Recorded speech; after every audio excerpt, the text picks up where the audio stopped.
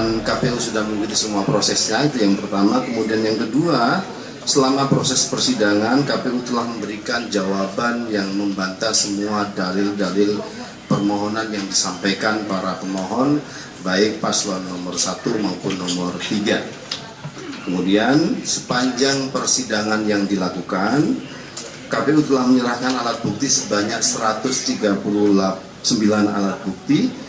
Yang pertama adalah perkara 1 sebanyak 68 alat bukti dan juga perkara 2 sebanyak 71 alat bukti.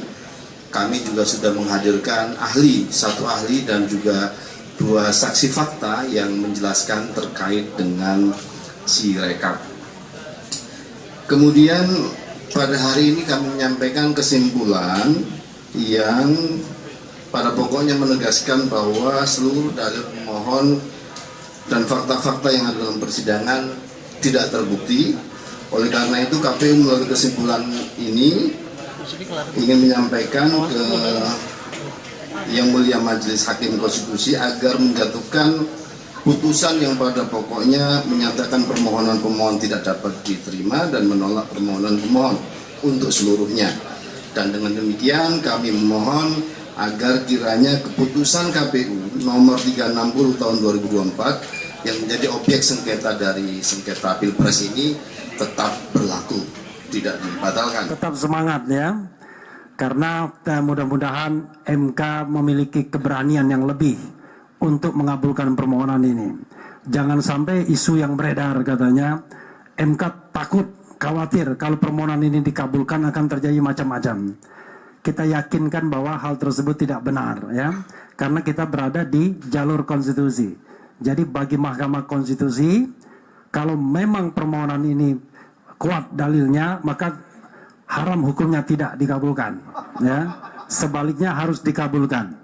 Dan untuk itu kita sama-sama memberikan penguatan, karena ini bukan hanya soal 01, 03, tapi ini untuk Indonesia yang lebih baik. Indonesia tanpa kecurangan dalam pemilihan umumnya. Kita tentu di sini tidak rela kalau kemudian pemimpin-pemimpin yang terpilih itu curang. Itu saja, makasih. Mudah-mudahan sekali lagi kita beri penguatan buat MK. MK tidak perlu khawatir dan tidak perlu takut untuk mengabulkan permohonan. Semua ini adalah bukti-bukti yang nyata yang bisa dijadikan dasar oleh MK. Dan MK tidak akan kehilangan pijakan untuk memeriksa perkara ini.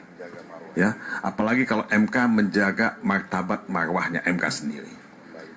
Jadi saudara-saudara, ya, ini beberapa hal yang saya ingin sampaikan. Singkatnya, kami tetap pada petitum kami. Ya, tetap pada petitum kami ingin diskualifikasi paslon 02, kami ingin ada pemungutan suara ulang di seluruh Indonesia. Ya, dan MK mempunyai dasar yang kuat untuk melakukan itu. Yang harus dipersoalkan menurut hukum acaranya itu adalah mengenai hasil suara yang diperoleh oleh masing-masing paslon. Sehingga sesungguhnya menurut hukum acaranya yang harus dipersoalkan itu adalah berapa sesungguhnya suara yang diperoleh oleh 03 maupun 01 dan mana suara daripada KPU yang sebenarnya perhitungannya itu yang tidak benar. Itulah sesungguhnya perkara ini. Tetapi setelah kita melihat perjalanan perkara ini, ternyata pihak pemohon 1 dan pemohon 3 justru tidak mau masuk kepada arena ini.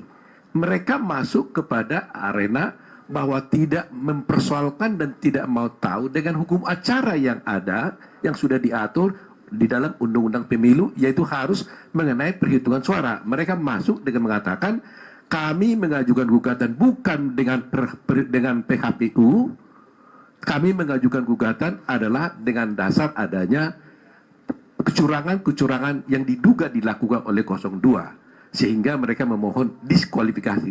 Sebenarnya tidak merupakan ranah MK. Ya, dan kebetulan pula tidak ada bukti-bukti tentang kecurangan itu. Satu pun tidak terbukti adanya kecurangan tersebut. Ya kan? Jadi kita lihat tadi itu, bahwa saya katakan tadi itu sebenarnya kalau kecurangan ini, ranahnya ini ranah Bawaslu. Bawaslu yang harus memeriksa perkara kalau ada kecurangan.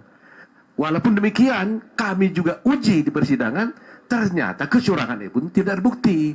Jadi dari segi prosedural sebenarnya ini sudah salah.